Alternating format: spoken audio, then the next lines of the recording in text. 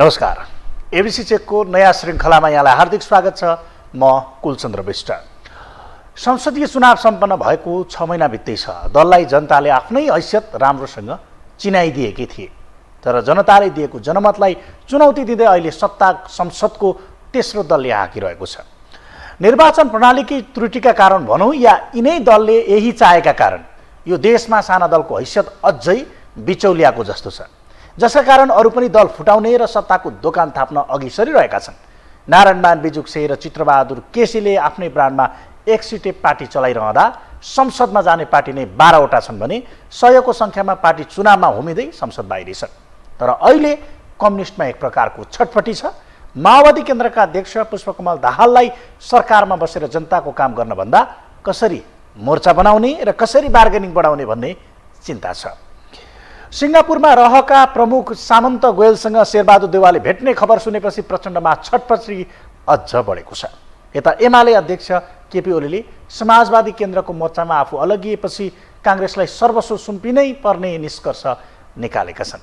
ओली देउवाको सहकार्य नै देशमा अस्थिरताको निकास हो भन्ने भाष्य पनि अहिले बलियो बन्दै गएको छ। गठबन्धनभित्रकै प्रचण्ड मिनी गठबन्धन बनाएपछि के न्यु पाउँ कनिका बुकाउँ भन्ने अवस्थामा रहेका देउवालाई सजिलो नहोला भन्न सकिन्न। साना साना दोकान थाप्नुभन्दा दलहरू एकीकृत भए व्यवस्था र लोकतन्त्रको सुदृढीकरणमा मलजल हुनेमा दुईमा छैन।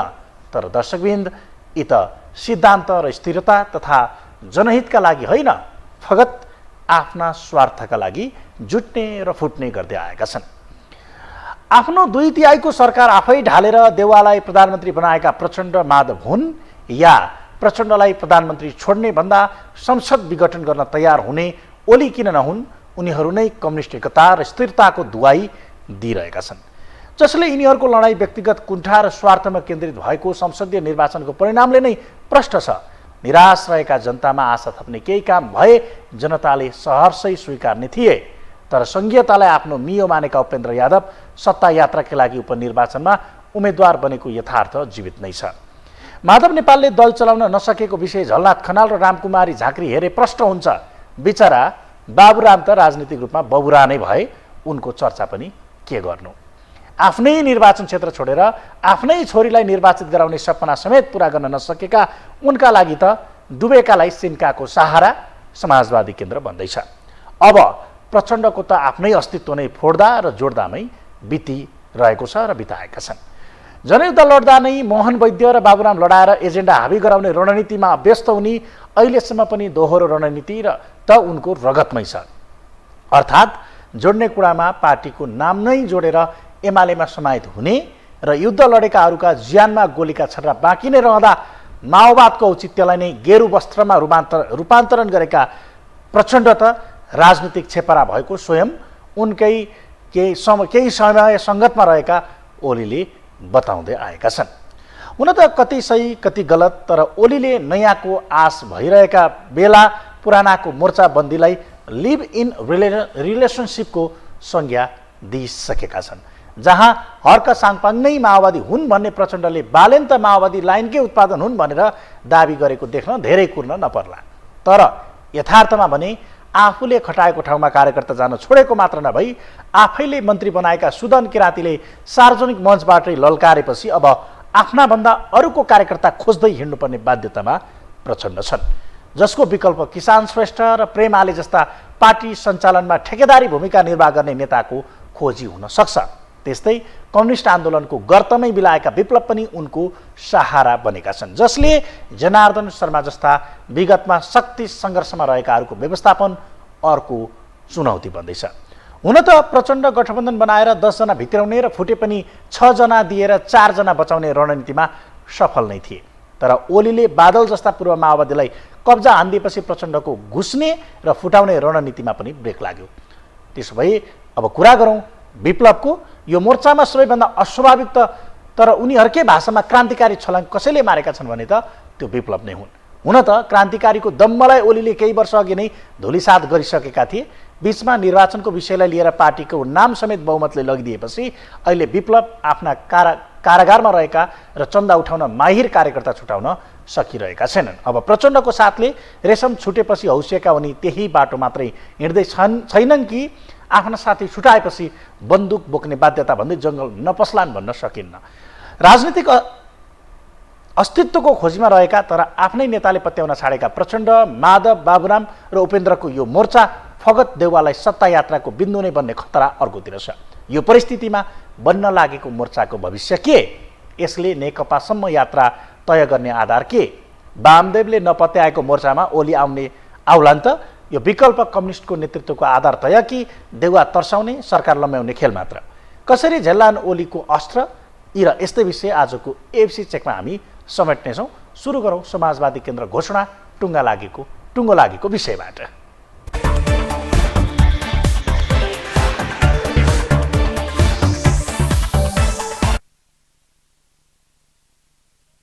समाज स्थापनालाई प्रमुख प्राथमिकतामा राखी सोमबार समाजवादी मोर्चा घोषणा हुँदैछ। प्रधानमन्त्री निवास बालुवाटारमा आइतबार बसेको नेकपा माओवादी केन्द्र, नेकपा एकीकृत समाजवादी, जनता समाजवादी पार्टी नेपाल र नेत्रविक्रम चन्द नेतृत्वको नेकपा लगायतका राजनीतिक दलले समाजवादी मोर्चा निर्माणमा सहमति जुटाएका हुन्। सत्ता गठबन्धनमा रहेका र एमाले बाहेक कम्युनिस्ट बीचको एकताको आधारका रूपमा हेरिएको यो मोर्चा नेकपासम्मको यात्रा हुने भन्दै प्रधानमन्त्री पुष्पकमल दाहाल प्रचण्डले त यसअघिबाटै सार्वजनिक अभिव्यक्ति दिँदै आएका छन्। एकातर्फ अस्तित्वकै सङ्कटमा रहेका तथा विगतमा संसदीय राजनीतिलाई नै दुत्कार्दै आएको एक शक्ति समेत मिसिने यो मोर्चाको न्यूनतम कार्यक्रमका बारेमा आवश्यक सहमति भइसकेको पनि दावी गरिएको छ। अपवित्र भएका भावना भएका मान्छेहरू एकता नहोस्, टुक्रिउन्, अलग अलग हुन् भन्ने सोचिरहेका हुन्छ। हामी पवित्र भावना भएका, राम्रो उद्देश्य बोकेर अगाडि बढेका, समाजवादको दिशामा जान चाहने सबै शक्तिहरूलाई मिलाएर लानु पर्दछ भन्ने मान्यता बोकेर नै हामीले यो मोर्चाको कुरा ल्याएका छौँ। त्यसमा सहमत भएका पक्षहरूलाई हामी समेट्दै जानेछौँ। अहिले प्रारम्भिक चरणमा जो सहमत हुनुभएको छ उहाँहरू आउनुहुनेछ। पछि अरू बिस्तारै सोच्दै गर्नेहरू क्रमशः सहमत भएको खण्डमा आउँदै जान सक्नुहुन्छ। अहिलेसम्म अब हाम्रो पार्टी नेकपा माओवादी केन्द्र, त्यसपछि जनता समाजवादी पार्टी र नेकपा विप्लव समूहको बिचमा चाहिँ हाम्रो सहमति भएको स्थिति छ र हामी अब अन्तिम चरणमा पुगेका छौँ। देशभक्तहरू एक ठाउँमा हुनु के वैचारिक मोर्चा हो कि होइन? लोकतान्त्रिक शक्तिहरू एक ठाउँमा हुनु वैचारिक मोर्चा हो कि होइन? वाम शक्तिहरू एक ठाउँमा हुनु वैचारिक मोर्चा हो कि होइन? समाजवादी शक्तिहरू एक ठाउँमा हुनु वैचारिक मोर्चा हो कि होइन? अर्थात् निश्चित विचार र सिद्धान्तका लागि एकताबद्ध भएर जाने कुरा, हुने कुरालाई स्वाभाविक ठान्नु पर्दछ र खुसी हुनु पर्दछ।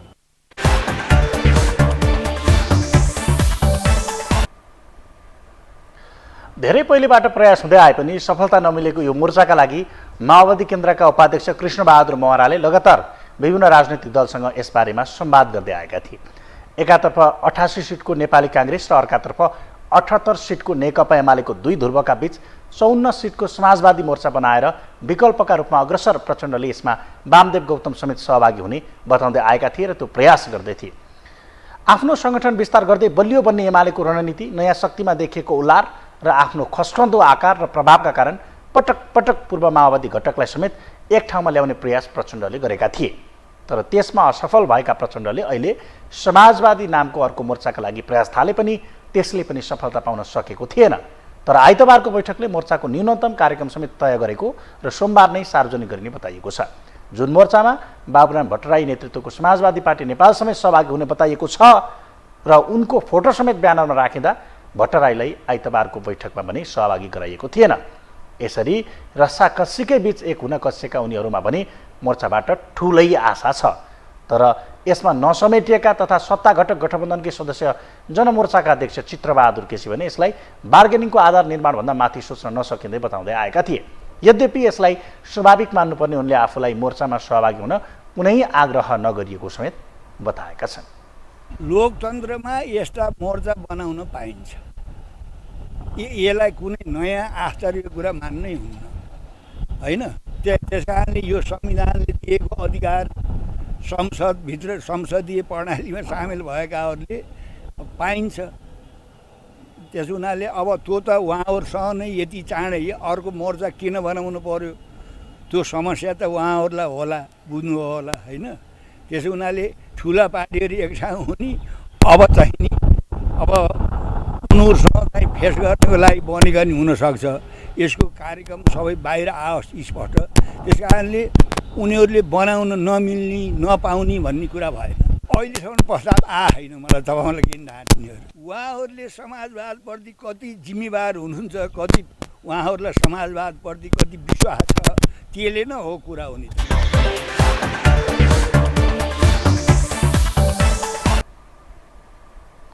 यता गठबन्धनभन्दा आफ्नै सङ्गठन सुदृढीकरणमा लागेर सफल हुन नसकेको एमालेको अवस्थाले समेत प्रचण्डलाई उत्साहित बनाएको हुनसक्छ।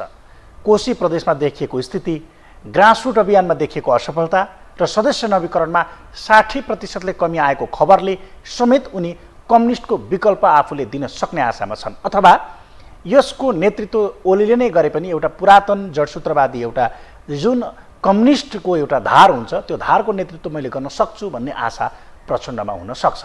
जहाँ आफ्नै क्षेत्रमा जनमतबाट लखेटिएको जसपा जुनसुकै समयमा पार्टीको ठुलो हिस्सा एमालेमा समाहित हुने खतरामा रहेको एकीकृत समाजवादी बहुमत भन्दै नाम समेत अरूले लगिदिएपछि विरक्तिएका विप्लवका लागि समेत यो मोर्चाले आकार दिने आशा छ। अर्थात् आफ्ना बार्गेनिङ अस्त्रहरू टुलहरू प्रयोग गर्दै गर्दा केही लिन सकिन्छ कि भन्ने आशामा उनीहरू छन्। जसलाई नजिकबाट निहालेको एमाले समेत यो बिचमा मधेस सरकारमा जसपालाई विश्वासको मत दिएर अस्त्र फालिसकेको छ। 70 वर्ष उमेर हद हटाएर एकातर्फ ओली फेरि नेतृत्वमा पुग्ने बाधा हटाएको उसले एकीकृतमा केही वृद्ध नेता समेत अथवा भनौँ एकीकृतका केही वृद्ध नेतालाई समेत मात्र नभएर वामदेव गौतमलाई समेत आकर्षित गरिसकेको छ। यता ओलीले भने समाजवादी मोर्चालाई यो लिभिङ टुगेदरको संज्ञा दिएका छन्। जुन कुरा अघि मैले पनि भने एमालेसँग मुकाबला गर्न र काङ्ग्रेसलाई तर्साउने मोर्चाको उद्देश्य भएको उनको दाबीका बीच आफ्नै पार्टीलाई राम्रोसँग चलाउन नसकेकाहरूको स्वार्थ मिलनले बनेको मोर्चा सफल होला भन्नेमै प्रश्न उठ्न थालेको छ। अर्थात् एमाले नेताहरू यो मोर्चा स्वार्थ केन्द्रित हो, न यसको सैद्धान्तिक धरातल, न आधार, न कार्यगत एकताको कुनै विषयवस्तु, न आज चाहिँ समीकरण परिवर्तनको त्यो परिस्थिति, केवल यो एउटा बार्गेनिङ अस्त्र टुलको रूपमा मात्र प्रयोग हुन सक्छ र यसले चाहिँ समाजवादी आन्दोलन अथवा कम्युनिस्ट आन्दोलनमा समाजवादी जुन विचारधारा छ त्यसमाथि नै प्रश्न उठाउने अर्को बाटो दिन सक्छ भनेर तर्क गरिरहेका छन्। समाजवादी मोर्चा भनिँदैछ यो चाहिँ यो नफल्ने खेती, यो चाहिँ बिरुवा चाहिँ नअङ्कुराउने चाहिँ खेती हो। यसले कुनै लाभ दिन सक्दैन र यसले उहाँहरूले चाहिँ जे आवरणमा जे ब्यानरमा हामी गर्छौँ भनेर कोसिस गर्दै हुनुहुन्छ, जबकि उहाँहरू समाजवादी आन्दोलनको पक्षमा हुनुहुन्न। उहाँहरू चाहिँ कम्युनिस्ट आन्दोलनको चाहिँ नि बलियो बनाउने उहाँहरूको चाहिँ स्पष्ट दृष्टिकोण छैन। उहाँहरूसँग कुनै समाजलाई अगाडि बढाउनको लागि चाहिँ कुनै ठोस कार्यक्रम र योजनाहरू छैनन्। अनि एमालेलाई देखाइदिने, एमालेलाई समाप्त गर्ने उद्देश्य बोकेर बनाएको मोर्चाले होइन, त्यसले चाहिँ अब काङ्ग्रेसको कुरा त मैले भन्नु मिलेन, किनभने काङ्ग्रेस गठबन्धनमै छ, काङ्ग्रेसकै समर्थनमा प्रचण्ड प्रधानमन्त्री हुनुहुन्छ, त्यो उहाँहरूको मामिला भयो। तर म के भन्छु भन्दाखेरि यो चाहिँ पहिलो कुरा त यो अहिले बन्न खोजेको मोर्चाले नेकपा एमालेलाई चाहिँ उहाँहरूले जे गर्छौँ भनेर भनेको कुरा तपाईँहरूले सुनाउनु भयो, त्यो चाहिँ हामीलाई त्यो ध्यानाकर्षण गर्नुपर्ने विषय पनि छैन। यो चाहिँ उनीहरूले कहिले वाम लोकतान्त्रिक गठबन्धन बनाउने, कहिले चाहिँ समाजवादी मोर्चा बनाउने, यो जे गतिविधि भइराखेको छ यसले चाहिँ आम जनतालाई चाहिँ वास्तवमा ठिक पार्टी त एमाले नै रहेछ भन्ने कुरा स्वाभाविक रूपले बुझ्न पाउने अवसर प्रदान गर्दै हुनुहुन्छ भन्ने म ठान्छु।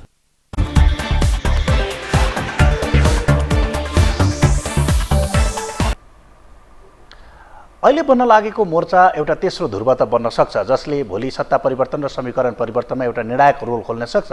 तर थोरै यसको आधारलाई विश्लेषण गर्ने हो भने अहिले पनि देशमा दुई धार छन् भनेर विश्लेषकहरू बताउँछन्। एउटा कम्युनिस्ट धार र एउटा काङ्ग्रेसले नेतृत्व गरिरहेको धार। र कम्युनिस्ट धारको कुरा गर्ने हो भने त्यो अहिले पनि एमाले नेतृत्व गरिरहेको अवस्था छ र एमालेलाई टक्कर दिने कुरा यदि यो गठबन्धनले सोच्न सकिन्छ भने त्यो अवस्था छैन, किनभने उनीहरू आफ्नै पार्टीलाई चलाउन सकिरहेका छैनन्। अर्कातर्फ एमालेलाई पनि समाहित गरेर नेकपा बनाउने कुरामा पनि त्यति पत्यार लागेको अवस्था देखिँदैन। राजनीतिक विश्लेषकहरूका कुरा गर्ने हो भने हिजोका दिनमा 2/3 यिनीहरूले सरकार चलाउँदै गर्दा अथवा एसियाको दोस्रो ठुलो कम्युनिस्ट पार्टी बनाउँदै गर्दा सबैभन्दा ठुलो नेतृत्वको लडाइँ र जुगाको लडाइँको विषय थियो। न उनीहरू कार्यगत एकता गर्न अथवा एकत्रित हुँदै गर्दा न उनीहरूको सैद्धान्तिक आधारलाई आधार बनाएका थिए, न छोड्दाखेरि त्यसलाई सैद्धान्तिक आधार खोजेका थिए। किनभने हिजोका दिनमा पनि एमाले र माओवादी बीच जुन वर्गमा देखिएको समस्या छ त्यसले नै गठबन्धन अथवा यो एकता नै भनौँ, एकता नै टिक्न नसकेको विश्लेषणहरू हुँदै आएका थिए। निकै लामो समय राजनीतिमा अथवा विशेषतः संसदीय राजनीतिमा बिताइसकेको एमाले बिस्तारै एलाइटको पार्टी अथवा चाहिँ धनीमानीहरूको पार्टी हुँदै गएको, ठेकेदारहरूको पार्टी हुँदै गएको र कम्युनिस्टलाई छोडेर कम्युनिस्टभन्दा अलिक फरक भइसकेको र त्यो धुँदा उसको अनुहार मात्रै कम्युनिस्ट अथवा चाहिँ नाम मात्रै कम्युनिस्ट रहेको एउटा अवस्था गर्दा अहिले पनि अथवा उसका कार्यकर्ताको कुरा गर्दा सहर बजार केन्द्रित बढी छन् भनेर विश्लेषकहरू बताउँछन्। सँगसँगै माओवादीको कुरा गर्ने हो भने अहिले पनि माओवादीको गढ क्षेत्र, रुकुम, रोल्पा जस्ता क्षेत्रहरू छन् जसले अहिले पनि क्रान्तिकारी सोच राख्छन् अथवा भनौँ पूर्वमा रातो सूर्य उदाउँछ भन्ने खालको कम्युनिस्ट सोच राख्छन्। यो दुई बीचमा उनीहरूको कार्यगत एकता गर्दा अथवा भोलि हिजोका दिनमा एकता गर्दै गर्दा उनीहरूको जुन वर्ग भिन्नता छ यसले समस्या आयो र यो धेरै टिक्न सकेन भन्ने एउटा तर्क छ भने नेतृत्वमा जुङ्गाको लडाइँ पनि अर्को थियो। जस्तो केपी शर्मा ओली प्रचण्डलाई नेतृत्व दिनुभन्दा आफू संसद विघटन गर्न तयार भएको कुरा र प्रचण्ड पनि छेउमा बसेर कुर्सीमा बसेर अथवा भनौँ कार्यकारी भन्ने तर अधिकारविहीन नेतृत्वकर्ता भएको र यतिको समय नेतृत्वको अभ्यास गरिरहेको जुन दङदङ्गी थियो यही कारणले उनीहरूको यो टिक्न सकेन। र आजको दिनमा जुन समाजवादी मोर्चा बन्दैछ त्यसमा पनि माधव कुमार नेपाल जस्ता पूर्व प्रधानमन्त्रीहरू छन्। प्रचण्ड आफै भए भनेदेखि अब जसपाका अध्यक्ष उपेन्द्र यादव पनि चुप लागेर बस्ने अवस्था छैन, उनी पनि त्यो नेतृत्वको संयोजक हुन खोज्ला। यो कुराले अघि प्रश्न पनि आएको थियो, त्यसो भने यो पालै पालो नेतृत्वमा जाने कुरा हो भन्दै गर्दा मोर्चाको कहाँ नेतृत्व हुन्छ भनेर तर्क पनि गरेका छन्। अब राजनीतिक विश्लेषकहरूका अनुसार मोर्चाको सैद्धान्तिक आधारमै प्रश्न छ अहिले, किनभने यो घोषणा हुन लागेको जुन समाजवादी मोर्चा छ यसको प्रश्न छ। 15 बुँदे प्रतिबद्धता यसले तय गरेको छ। संयुक्त प्रतिबद्धता पत्रको मस्यौदामा सङ्घीयता, लोकतन्त्र, सुशासन, समृद्धि र सामाजिक आर्थिक न्यायसहितको नेपाली विशेषताको समाजवाद स्थापना गर्नु मोर्चाको प्रमुख उद्देश्य हुने उल्लेख छ। तर राजनीतिक विश्लेषक डाक्टर रामचन्द्र लामिछाने काङ्ग्रेसलाई बोकेर मिनी गठबन्धनले खोजेको समाजवाद नै प्रश्न गर्छन्। अर्का राजनीतिक विश्लेषक सरोज मिश्र पनि विगतमा वर्ग भिन्नताकै कारण एकतामा नटिकेकाहरूले फेरि एमाले सहितको नेकपा बनाउँछु भन्नु त अकल्पनीय नै मान्छन्। यद्यपि अहिले स्वार्थहरूको मिलनले एक ठाउँमा उभिएका उनीहरू त्यही मिसन पुरा गरुन्जेल एकै स्वर बोल्न सक्ने उनको तर्क छ। अर्थात् हिजोका दिनमा पूर्व माओवादीहरूको घटकलाई एक गर्न खोजेका, त्यसपछि ओलीसँगै गएर त्योभन्दा अगाडि चाहिँ ओलीसँगै गएर फेरि वाम एकताको प्रयास गर्न सकिन्छ कि वाम गठबन्धनको नेतृत्वमा पुग्न सकिन्छ कि भन्ने प्रयास गरेका, त्यसमा सफल नभएर फर्किएर फेरि पूर्व घटक माओवादीहरूलाई एक गर्न खोजेका र त्यसमा पनि सफल नभएपछि बल्ल समाजवादीको यो तर्क उनले गरिरहेका छन्। यो समाजवादी मोर्चाको आधार के त भन्ने प्रश्नहरू छन् र उनीहरूको यो अस्पष्टता अथवा भनौँ जब समस्या हुन्छ त्यसपछि एउटा शाब्दिक बाटो खोजेर त्यसबाट निकास निक्लिने अनि त्यसपछि बार्गेनिङ बढाउने अथवा थापिएको दोकानहरूलाई एउटा आकार दिने र सङ्गठित भएर हुल उज्जत गर्ने अथवा चाहिँ नेतृत्वमाथि प्रश्न उठाउने अथवा भनौँ आफ्ना गल्तीहरू ढाकछोप गर्ने जुन प्रयास छ त्योभन्दा माथि उठ्ने सैद्धान्तिक आधार के भनेर प्रश्न गरिरहेका छन्। जुन अहिले मोर्चाले उठाइरहेको छ यसलाई कतिको विश्वास गर्ने त? समाजवाद भनेको त भाषण होइन, त व्यवहार हो र समाजवादी व्यवहार उहाँहरूबाट देखिएको छ कि छैन त्यो बडो सन्देहपूर्ण र शङ्कास्पद छ। एकातिर प्रधानमन्त्री प्रचण्ड सरकारलाई लिड गरिरहनु भएको छ, उहाँको सरकार तथा नीति कार्यक्रमहरू एकदमै नवउदारवादी छन्। उहाँहरू संलग्न भएको समाजवादी मोर्चाले गाई जात्रा बाहेक केही हुन्छ जस्तो त मलाई लाग्दैन। तर अब समाजवादप्रति आस्था राख्ने भएको भएर यो मोर्चालाई चाहिँ बेनिफिट अफ डाउट दिनुपर्छ भन्ने चाहिँ मलाई लाग्छ। एउटा पोलिटिकल साइन्समा परिस्थिति तयार हुनलाई टाइम लाग्छ भनेर भनिन्छ र नेपालमा समाजवादको लागि परिस्थिति अहिले पर्फेक्टली निर्माण भएको छ, किनभने नेपालको संविधानमा नै ती कुराहरू उल्लेख भएका छन् र सरकारको नीति कार्यक्रममा ती त्यसरी हस्तक्षेपकारी रूपमा आउन पर्ने थियो। अब सरकार चाहिँ गठबन्धनको सरकार भएर कमरेड प्रचण्डले चाहे जस्तो अथवा माधव नेपालले चाहे जस्तो उपेन्द्र यादवले चाहे जस्तो नीति कार्यक्रम डेफिनेटली आउन सकेन होला, तर उहाँहरूले जितेका स्थानीय तहमा त उहाँहरूले एकदम फ्रिली समाजवादी मोडलहरूलाई लागू गर्न सक्नुहुन्थ्यो नि, त्यो हेर्दाखेरि देखिँदैन। त्यसकारण म चाहिँ भनौँ न अब समाजवाद मनपर्ने मान्छे, समाजवादको लागि आफ्नो भनौँ न समाजवाद आइदियोस् भनेर चाहना गरेको मान्छे भएको हिसाबले चाहिँ मोर्चा बन्नु कुरालाई मैले सकारात्मक रूपमै लिन्छु होइन। तर उहाँहरूकै नेतृत्वमा समाजवादी आन्दोलन अगाडि जान्छ भन्ने कुरा चाहिँ अब त्यो प्रमाणित नभइकन विश्वास गर्न सक्ने आधारहरू चाहिँ देखिँदैन। नेकपा भन्ने पार्टी त बनेन, किनभने सैद्धान्तिक आधार कमजोर भएर। दुईजना बिचको झगडा, दुईजना बिचको महत्त्वाकांक्षा त छँदैछ, झगडा मुख्य त्यो त छँदैछ। त्योभन्दा बाहेक दुईवटा समूहको नेकपा एमाले र नेकपा माओवादीको राजनीतिक आधार, सैद्धान्तिक आधार नै फरक थियो। त्यसले गर्दा एकजुट हुन सकेन भने अब यो मोर्चामा पनि 5 थरी 5 ठाउँबाट विभिन्न आफ्नो व्यक्तिगत स्वार्थ, व्यक्तिगत असुरक्षाका कारणले अल्मलिएका मान्छेहरूको एउटा जमात।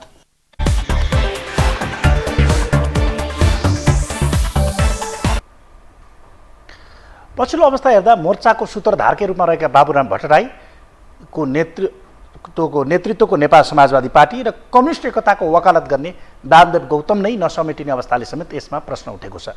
जहाँ बन्दी हद छुटाउन विप्लव पार्टीको आकार लिन एकीकृत समाजवादी र जसपा अघि बार्गेनिङ पावर बढाउन प्रचण्डको स्वार्थको मिलन केन्द्र मोर्चा बनेको प्रश्न छ।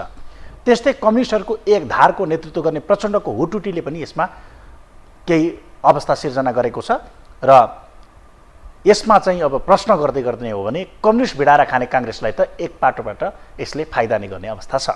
यद्यपि पछिल्लो समय सत्ता सहजताभन्दा माथि नसोचेका प्रचण्ड, विचार गर्नुहोस् है, सत्ता सहजताभन्दा माथि नसोचेका प्रचण्ड सत्ता घटकले नै बजेट पास हुन नदिने गरी गरेको तयारी र केही तलमाथि परे ठुलो दलको हैसियतमा काङ्ग्रेसको हातमा स्वत नेतृत्व पुग्ने अवस्थामा प्रचण्डका लागि भने यो रणनीतिक मुभ हुनेमा दुई मत छैन। अर्थात् यसले उनलाई भने केही त्राण दिन सक्ने अवस्था छ। अवस्था एबिसी चेकको आजको यो श्रृङ्खला यति नै। अर्को श्रृङ्खलामा फरक विषयवस्तुका साथ उपस्थित हुनेछौँ। तबसम्मका लागि आज्ञा दिनुहोस्। नमस्कार।